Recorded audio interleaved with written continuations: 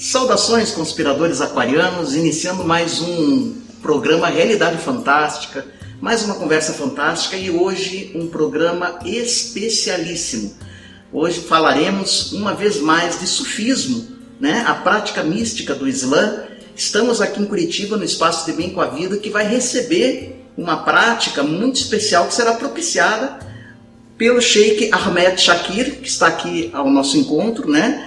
Que é o representante no Brasil da venerável Ordem Naqshbandi, ordem sufi muito tradicional, e que nos concederá uma entrevista graciosamente para nos esclarecer um pouquinho mais o que é o sufismo, as suas práticas, o que vem a propiciar essa filosofia para as pessoas, principalmente o que será o evento hoje, que você acompanhará com exclusividade.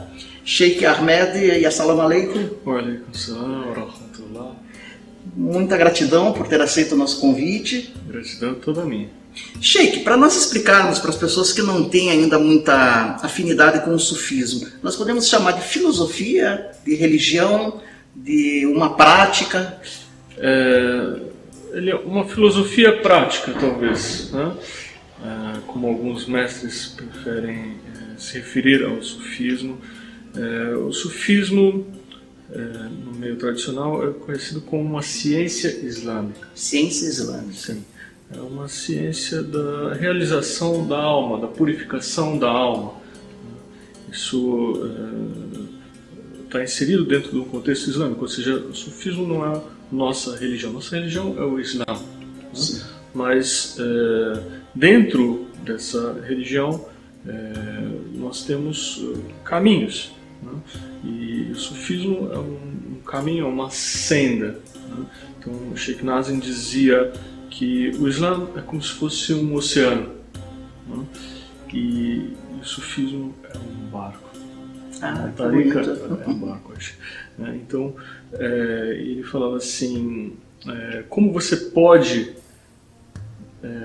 entrar no oceano sem um barco? Você prefere mergulhar e só dando braçadas você acha que você vai chegar do outro lado? Você precisa de um barco. Ele falou assim, entretanto, de que serve um barco se não há um oceano para ser navegado? Então, nossa religião é o Islã, mas nós vivemos isso de uma forma que nós entendemos como aprofundada, né? Uma ênfase nas práticas voluntárias, almejando um contato mais íntimo com Deus. Poderíamos dizer que o sufismo seria a mística do Islã? Poderia-se usar esse termo? Sim, perfeito. Um termo bastante adequado. E pelo que o senhor falou, parece que a prática do sufismo, ele propicia não apenas se conectar a Deus de longe, mas sim conhecer, sentir a própria divindade. Sim, exatamente. Então, Imam Ghazali falava de 3 tipos de fé. O primeiro tipo de fé é a fé da pessoa que aprende a religião por imitação. Então ela acredita porque ouviu desde muito cedo que aquele era o certo. Ela não fez nenhum questionamento, ela simplesmente aceitou. Então Imam Ghazali diz que isso é válido desde que ela tenha recebido a mensagem certa. Porque se ela recebeu a mensagem errada, ela vai estar aceitando algo errado, né? Então, mas quando ela recebe a mensagem certa, mesmo isso pode ser útil. Então nós não recriminamos esse tipo de fé. Entretanto, tem a fé do sábio também, que é uma pessoa que estuda a religião. Né? Então ele não simplesmente aceita porque disseram que é assim, mas porque ele conhece os fundamentos da religião. Né? E além disso tem a fé do místico, que é aquele que não aceita simplesmente porque alguém disse, não aceita simplesmente porque ele leu a respeito, mas sim porque ele tem o contato com as realidades espirituais. Então ele já não depende apenas da crença, ele tem também o conhecimento, a vivência, a experiência direta com o mundo espiritual e cada um em sua medida com Deus. Perfeito. Na literatura, nós que somos leigos, nós às vezes aprendemos que o sufismo era uma prática, ou era uma comunidade, as escolas sufis eram mais secretas no Oriente Médio, né, principalmente. E hoje nós percebemos que elas estão mais abertas, inclusive, né? O senhor aqui está em Curitiba dando uma palestra praticamente pública, é uma vivência, a gente vai falar depois. Isso é desejado pelas ordens sufis? Então, depende de ordem para ordem. Né? Tem ordens que têm um sistema de záuia, que nós chamamos de derga. Derga, em turco, é como se fosse um local de oração e, ao mesmo tempo, é uma hospedagem. Né? Em árabe, záuia é o nome, em turco, derga, porque vem do persa darga. Né? Então, tem algumas ordens que têm um sistema de záuia ou derga aberto. Né? Então, isso não é algo novo. Sim. Isso não é algo novo. E outras têm um sistema de záuia ou derga fechado. Né? E ambas as coisas estão de acordo com as tradições do profeta Muhammad, porque em alguns momentos ele ensinou de forma velada, bem no começo, quando os muçulmanos eram perseguidos.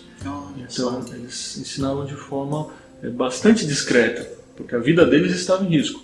Em um momento seguinte, quando passam a haver muitas conversões, já é possível falar abertamente. Então se expõe abertamente. Então cada mestre opta por seguir uma dessas tradições. Né? Então algum mestre pode achar que por algum motivo convém fazer algo mais discreto. Né? Então você vai talvez encontrar algumas ordens pelo mundo. Eu, por exemplo, encontrei uma na Turquia. Era bem fechado, as pessoas não tinham acesso ao mestre, era realmente um acesso bem difícil. Né? Mas isso não é uma regra, isso é uma opção de ensinamento, de metodologia do mestre. Né? Enquanto tem outros que ensinam um sistema aberto. Né? Então, quando é fechado, você vai ter um núcleo muito mais seleto, são pessoas que têm há um critério para aceitação, então é um grupo que se supõe que tenha um nível de entrega específico. Quando é aberto, o mestre aceita todo mundo, aqueles que estão realmente interessados e aqueles que não estão realmente interessados. Então, e as duas coisas têm uma função, as duas coisas são boas, às vezes mesmo na ordem Naqshbandi.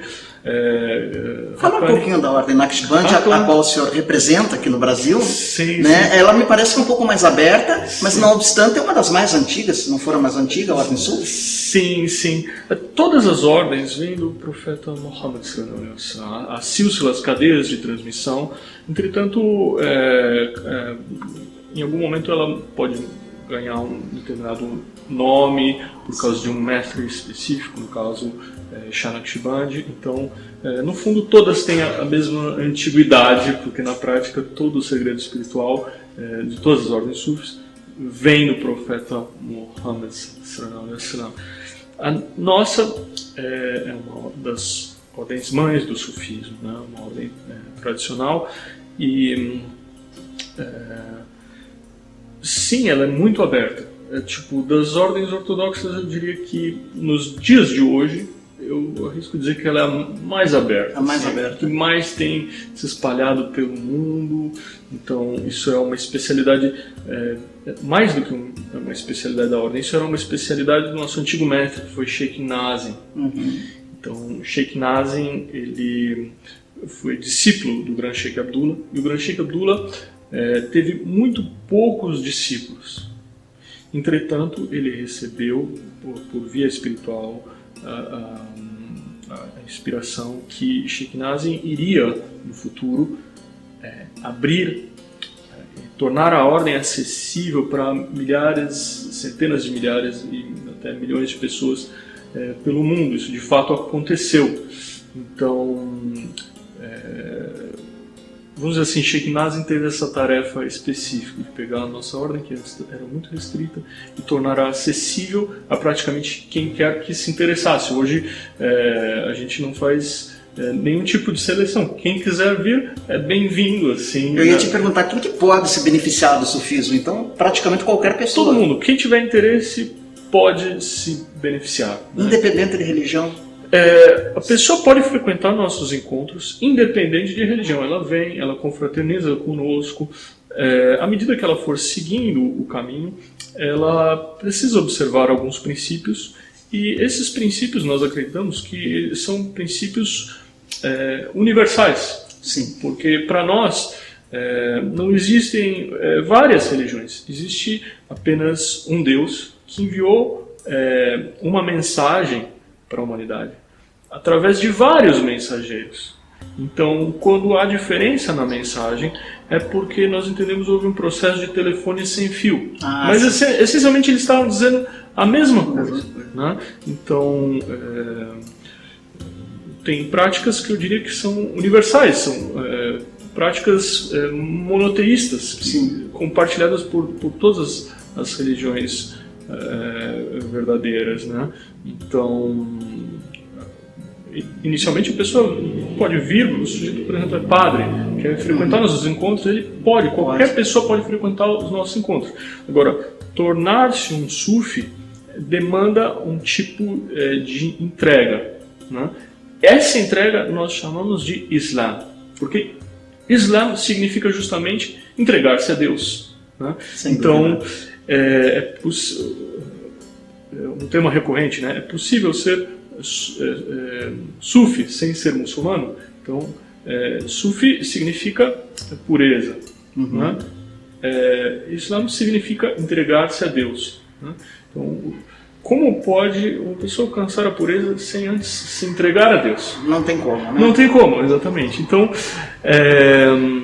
essa entrega, ela, para nós, se chama Islã, mas já era praticado com outros nomes, em outras épocas, por outros povos. Né? No Sagrado Corão se diz que a cada povo Deus enviou um profeta e um mensageiro, e nem todos eles falavam árabe. Então, eles se referiam à mesma realidade por um outro nome, mas é importante isso, a entrega.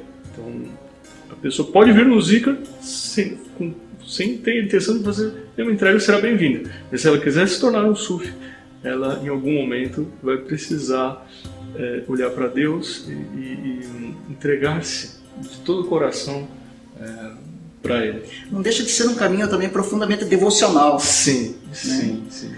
Sheikh, falando dos benefícios de uma pessoa, do sufismo para uma pessoa qualquer, que benefícios uma pessoa poderia adquirir em seguir o sufismo? Olha, o objetivo mais elevado do sufismo é o que nós chamamos de Maqamul Isal, que é a estação de união com Deus. Né? Isso é alcançado pelos santos mais elevados que passaram nesse mundo, alcançaram esse estado. Algo, assim, mesmo dentre os santos, eles representam uma elite, porque nem todos os santos chegam no nível mais alto. Certo. Né? Então, o convite do sufismo é que nós busquemos isso. Né? É uma jornada árdua. Né? E isso demanda uma entrega sem reservas. Essa entrega sem reservas, ela é, assim, regra entre os santos. Mas, dentre alguns buscadores, ela também ocorre.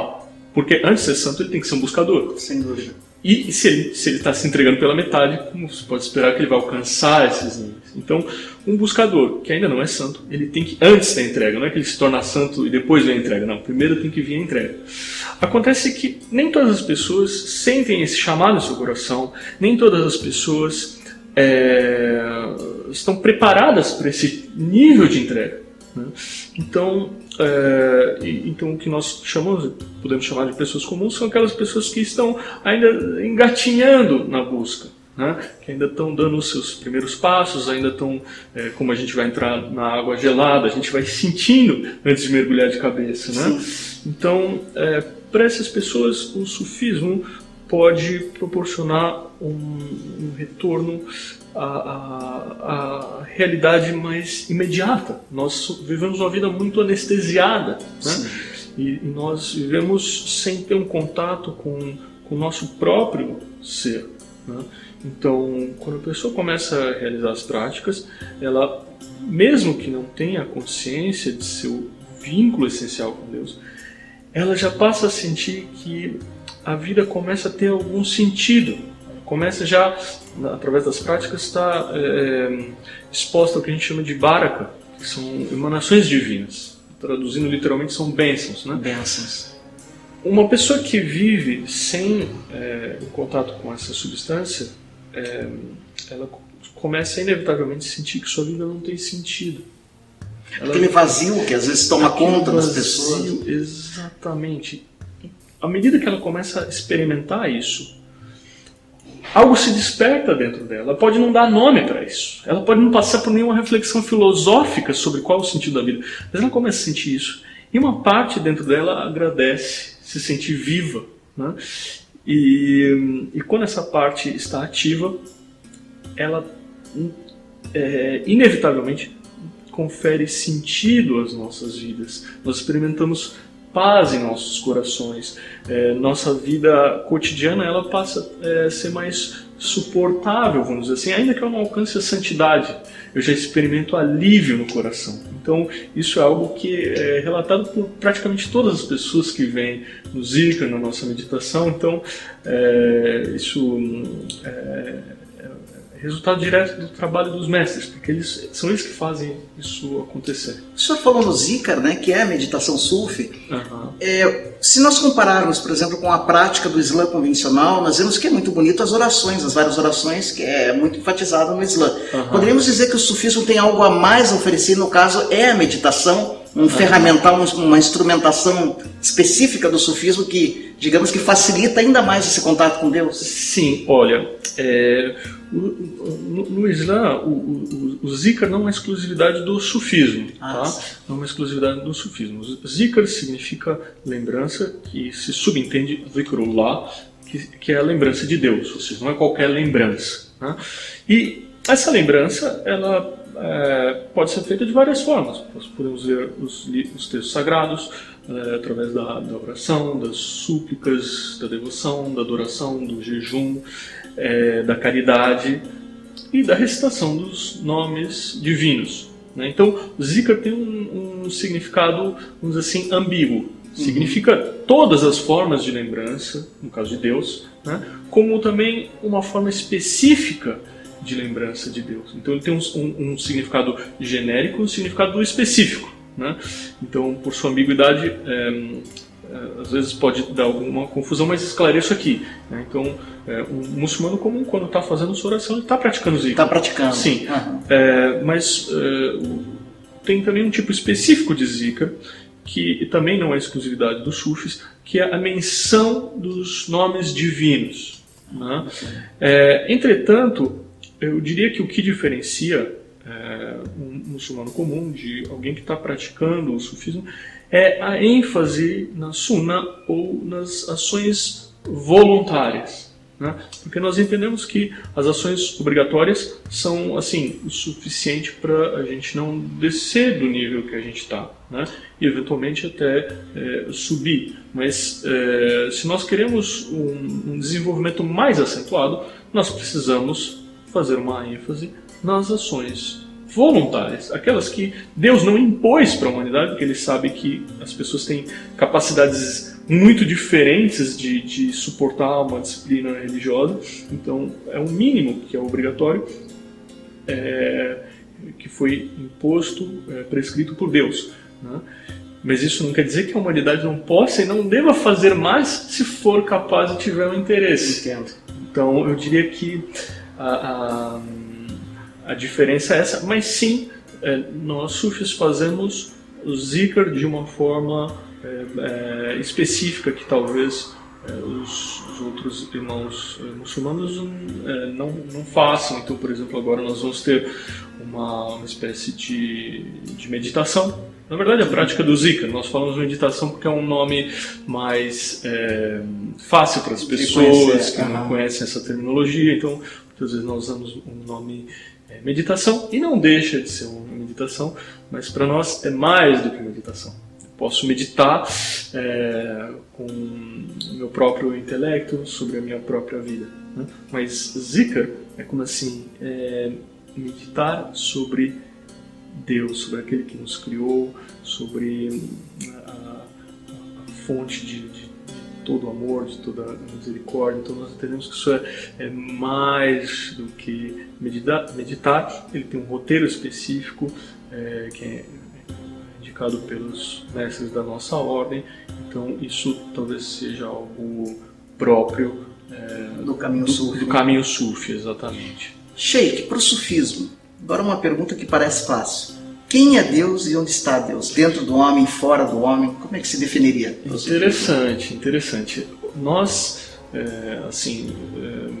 diferente de outras tradições que atribuem uma imagem, uma descrição a Deus, nós nos contentamos assim em não saber. Ou seja, Deus, ele é infinitamente transcendente.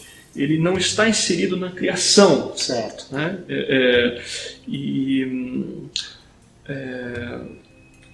Para o intelecto humano compreender a Deus é uma pretensão impossível, né? Mas nós podemos sim ter a experiência de Deus. Isso é possível. Sim. Compreendê-lo em sua amplitude, assim, não tem como. Não, nós nos contentamos em saber que ele é único, que, enfim, todos os atributos, mas que ele é um Deus único e que ele é o Criador de tudo que nós vemos e daquilo que nós não vemos também, né? E que ninguém é como ele. Então isso, se nós abstrairmos, nós entendemos intelectualmente, mas compreender a amplitude disso é algo que transcende nossas capacidades intelectuais. Eu gostaria de citar um hadith Qudusi que Imam al-Ghazali comenta no seu tratado Ihya Ulumuddin, que é a revivificação das ciências religiosas, no qual, como relatado por ele, o profeta sallallahu alaihi wasallam responde essa pergunta, né? E ele dizia: Ma wasi'ani ardi wala samai walakin wasi'ani qalbu abdil mu'minin, traduzindo, né, é como nas palavras do profeta sallallahu alaihi wasallam, Deus fala em primeira pessoa, né? Nem meus céus, nem a terra, nem meus céus podem me conter. Entretanto, o coração de meu fiel servidor me contém. Então isso muitas vezes é traduzido de uma forma mais livre, da seguinte forma: Deus não está nem no céu nem na terra, mas no coração de seu servidor. Entende? Então é possível o contato. Sim. E talvez a zikra, como disse o senhor, seja o caminho. Sim. Sheikh Nazim, ele diz assim, né? Ele explica, né, que nós não estamos dizendo com isso que Deus se confunda com o homem, se confunda com a criação, mas que o coração humano tem um segredo. Então, apesar de, comparado com o universo todo, o ser humano é de um tamanho muito reduzido, né? Imagina, comparado com o planeta Terra, comparado com o Sol, com a Via Láctea e por aí vai, o que é o ser humano? Ele fala: entretanto, o coração do homem tem algo que o capacita a ter a experiência do divino. É um privilégio ser humano. Então. É um privilégio. Então, nesse sentido, nós podemos parecer muito pequenos, mas nosso coração tem que ser muito grande para poder abarcar essa experiência. É um segredo que Deus colocou no coração do homem. Talvez nessas suas palavras, nós tenhamos a essência do sufismo. Imagina. Sim, é isso, porque nós não estamos buscando Deus debaixo da terra, nem nas estrelas. Nós estamos fazendo uma viagem para dentro. E nessa viagem para dentro, nós esperamos encontrar a Deus, né? Também se diz no sufismo que o derviche buscou a Deus, encontrou apenas a si mesmo. Buscou a si mesmo, mas encontrou apenas a Deus. Que lindo. Sheikh, nós temos ainda alguns minutinhos e eu não posso deixar o programa terminar. Eu estou fascinado aqui, desculpe dizer, da sua indumentária. O senhor poderia nos explicar um pouquinho, né, dos seus paramentos? Sim. Se eles têm algum significado, a estola, o seu anel, essa joia? Sim, claro. Nós nos vestimos de uma forma específica, como se vestia Sheikh Nazim. Então, nós procuramos, isso vale para todos os sufis, né? Imitar o mestre. Né? E essa imitação, ela começa no nível mais externo e depois no nível mais interno, porque nós não somos santos, mas nós temos a esperança que, se nós agirmos como santos, um dia nós chegaremos lá. Então isso começa pelo que há de mais externo, né? Então, essa indumentária é a indumentária que Sheikh Nazim fazia uso. Entretanto, isso é uma vestimenta tradicional que está de acordo com a Sunna, que são os modos do profeta. Então, a roupa no Islã, primeiro, assim, mais básico, ela tem que ser comprida e larga, para ela esconder o corpo. Se ela for curta, ela não esconde o corpo, mesmo que seja larga. E se ela for justa, ela também não esconde o corpo, mesmo que ela seja comprida. Então, é uma disciplina, né? Fora isso, nós também usamos essa juba, que era algo que o profeta sallallahu alaihi wasallam também usava, assim como o turbante, né? No caso, o turbante, ele tem um significado especial, porque há um tipo de zikr que nós praticamos que chama zikr malta, que é a lembrança da morte. Lembrança da morte? Sim. Que interessante. Sim, porque Sheikh Nazim disse assim: ninguém alcançou a santidade sem que se lembrasse 4 vezes por dia ao menos da morte. Porque quando você se lembra da morte, você se lembra que a sua existência é finita. Se você sabe que a sua existência é finita, você sabe que você não tem tempo a perder. Então, e o turbante tem uma ligação? Tem uma ligação, porque esse tecido do turbante é a mortalha. É o tecido com o qual nós vamos ser enterrados. Então, o tempo todo nós estamos com a mortalha sobre nossas cabeças. Nós estamos lembrando que a morte pode até tardar, mas um dia ela vai chegar. Inevitavelmente vai chegar. O anel também está de acordo com a Sunna. O professor costumava usar, cada gema tem uma aplicação específica, e no caso essa joia aqui, ela apesar de ela parecer algo como um tipo de ostentação, na verdade é um símbolo, na verdade, de humildade, porque ela representa a sandália do profeta. E quando nós usamos isso em nossas cabeças, nós estamos dizendo que nossas cabeças estão sobre a sandália dele, sobre o pé dele.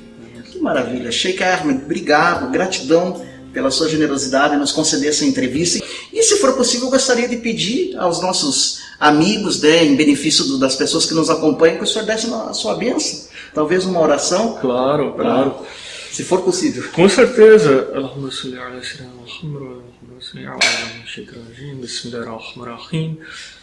Peço a Deus que abençoe todos aqueles que estão acompanhando essa humilde entrevista, que se tem algum peso em seus corações, que seja removido na noite de hoje, que se tem algum anseio, que ele seja atendido na noite de hoje, que se tem alguma pedra em seu caminho, que seja removida, e que se ele não está fluindo, que Inshallah passe a fluir. E para todos aqueles que estão em busca de Deus, que Deus possa se fazer sentir na noite de hoje, que possam sentir o perfume do divino onde quer que estejam, que tenham uma vida de muita graça, de muita misericórdia, que não lhes falte nada nem nessa vida e nem na próxima. Inshallah. Amém. Inshallah. Gratidão, Sheikh. Eu que agradeço. E a todos vocês, queridos amigos, gratidão também por nos acompanharem nessa jornada de conhecimento que é a Realidade Fantástica. Não se esqueça de se inscrever no canal, sempre lembrando que o mistério está entre nós. Até o nosso próximo encontro.